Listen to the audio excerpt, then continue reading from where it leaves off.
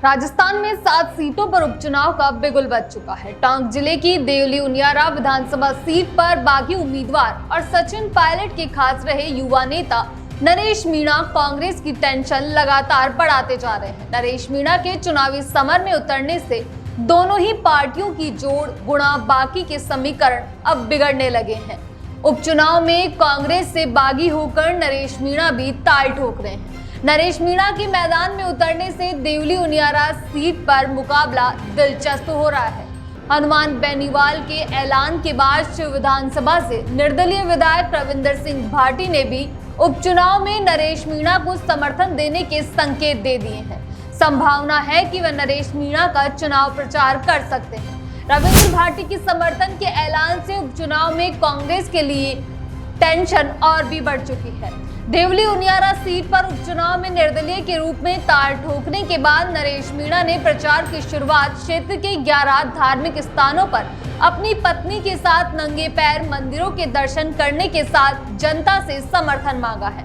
उन्होंने कहा कि मैंने और मेरी पत्नी ने प्रण लिया है कि हम दोनों देवतुल्य मतदाताओं के पास नंगे पैर वोट मांगने जाएंगे और जीत के बाद टोंक से लेकर खाटू श्याम जी तक पैदल पदयात्रा पर भी जाएंगे। पूर्व उपराष्ट्रपति भैरव सिंह शेखावत के भतीजे और गहलोत सरकार के में मंत्री रहे प्रताप सिंह खाचरियावास के भाई करण सिंह खाचरियावास ने भी अब नरेश मीणा को समर्थन दे दिया है।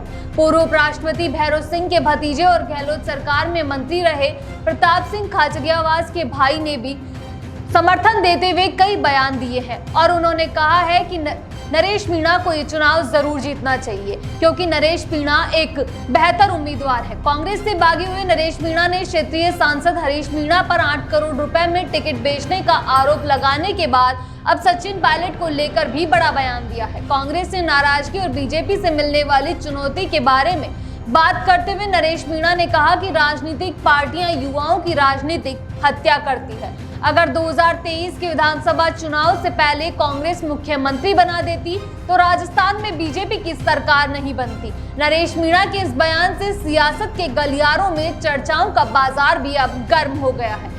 नरेश मीणा सामाजिक समरसता का ताना बाना मजबूत करने की बात करते हुए गुर्जर नेता विजय भैंसला से अपने लिए समर्थन भी मांग रहे हैं। बता दें कि हाल ही में नरेश मीणा का 5 पांडव वाला एक पोस्टर भी सामने आया था जिसमें वे राजकुमार रोत, हनुमान बेनीवाल, रविंदर सिंह भाटी और चंद्रशेखर आजाद के साथ दिखाई दिए थे। देवली उनियारा विधानसभा सीट पर अब तक के चुनावी आंकड़ों पर अगर नजर डालें तो मीणा और गुर्जर समाज ही उम्मीदवारों की तकदीर का फैसला करते हैं। इसका मुख्य कारण इस सीट पर दोनों ही जातियों के बड़ी संख्या में वोटर को माना जाता है। ऐसे में नरेश मीणा दोनों ही जातियों की वोटर्स को अपने पक्ष में करने के लिए मैदान में उतरे हुए हैं। आपको बता दें कि नरेश मीणा ने देवली उनियारा से कांग्रेस के टिकट की मांग की थी, लेकिन पार्टी ने उनकी जगह कस्तूरचंद मीणा को टिकट दिया है। वहीं बीजेपी की ओर से पूर्व विधायक राजेंद्र गुर्जर को मैदान में उतारा गया है। ऐसे में नाराज होकर नरेश मीणा ने चुनावी मैदान में उतरने का फैसला किया और वह सभी नेताओं से समर्थन जुटाने में अब लगे हुए हैं।